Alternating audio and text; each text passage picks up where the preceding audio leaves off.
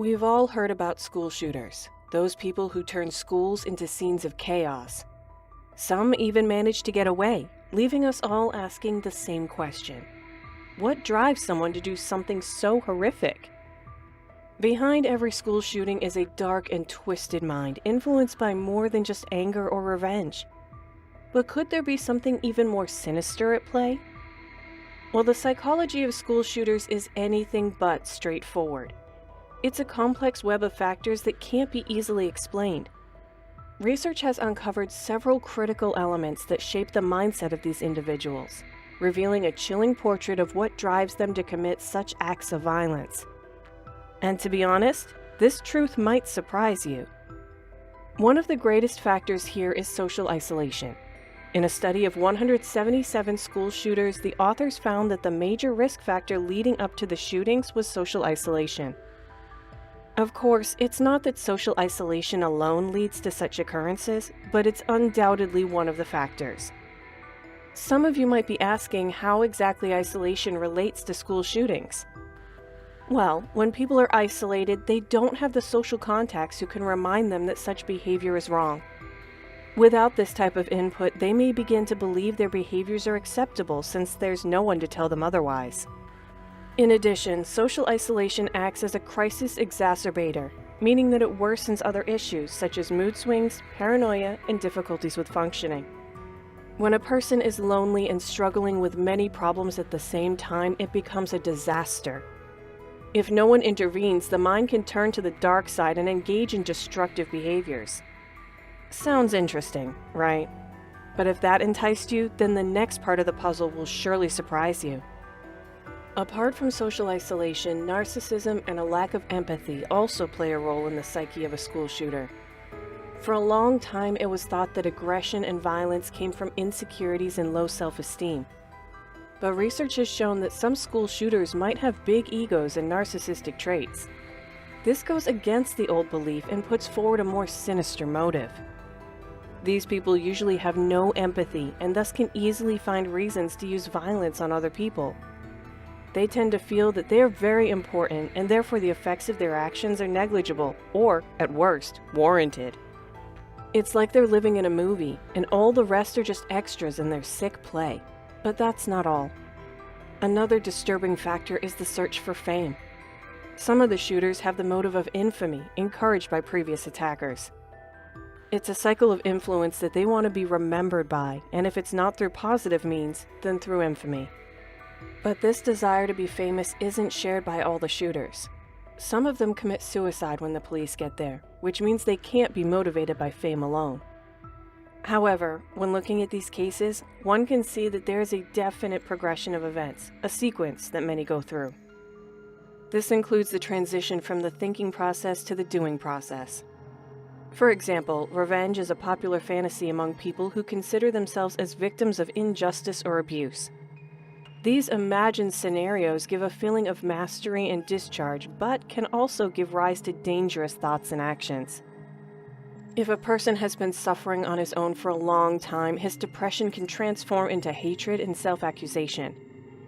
This anger can manifest itself in violent thoughts and, in the long run, violent actions. But we can't blame the school shooter's behavior on these factors alone. Another worrying aspect is the desensitization to violence. When a person is exposed to violence in media, video games, or even in real life, the effect is that violence becomes normal. It's been found that traumatic experiences during childhood have the potential of having an impact on the later years of a person's life. A study revealed that the majority of the school shooters have been through childhood trauma. This trauma can be quantified using the Adverse Childhood Experiences, or ACEs, and may influence behavior in the later years. The youth who experience abuse are likely to become violent criminals when they grow up. It's a rude awakening of the fact that early events in life determine later events.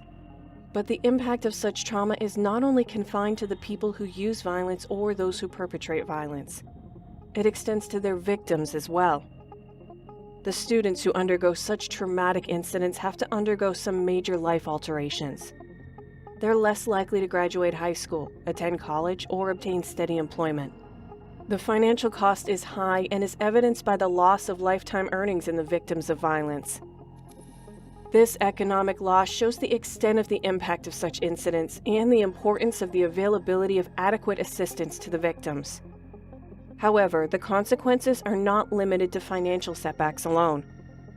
Victims also tend to experience grief and unresolved emotions, which can be quite stressful. Childhood traumatic grief, where students struggle with traumatic stress reactions to death, can interfere with their ability to process loss.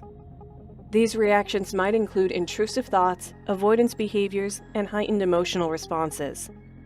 Students might lose interest in activities they once enjoyed or have trouble regulating their emotions. Addressing these emotional challenges is crucial in supporting students who have experienced such profound losses. However, this is just a small part of a much larger issue. In school shootings, the aspect of gender dynamics is a troubling factor. Most of these incidents are committed by males. This pattern raises questions about the societal factors contributing to this phenomenon. To make matters worse, toxic masculinity, a concept described as exaggerated and harmful performance of masculinity, complicates this already complex issue. This rigid view of masculinity teaches males to be physically strong, socially dominant, and always in control. It encourages acting rather than talking and reacting rather than reasoning. This mindset can make violence seem like a way to assert masculinity or respond to threats against one's sense of manhood. To be honest, many shooters struggle with a damaged sense of male identity. This often stems from issues related to physical appearance or abilities. In a society that often links masculinity with physical prowess, these issues can deeply impact a young man's sense of identity and worth. While female school shooters are extremely rare, they do exist. However, the overwhelming majority of perpetrators are male, highlighting the need to explore the factors contributing to this gender disparity. Understanding why males are more frequently involved in these incidents is crucial in addressing the broader societal issues that contribute to the prevalence of male shooters. In short, understanding the dark psychology behind school shooters reveals a complex and troubling issue. Factors such as social isolation, narcissism, and trauma shape the mindset of these individuals, leading to devastating consequences. The gender dynamics, particularly the role of toxic masculinity, highlight the need for a broader conversation about how young men are raised and supported. Addressing these issues requires a comprehensive approach. Prevention is key, and by understanding the factors that contribute to these tragedies, we can work towards creating safer and more inclusive communities. This means tackling social isolation, supporting trauma survivors, and challenging harmful gender norms. The road ahead is challenging, but with increased understanding, there is hope for a future where such tragedies become increasingly rare. Well, that marks the end of our video for today. We hope you loved and enjoyed it. On your way out, make sure to hit that like and subscribe button for more videos like these. Until next time.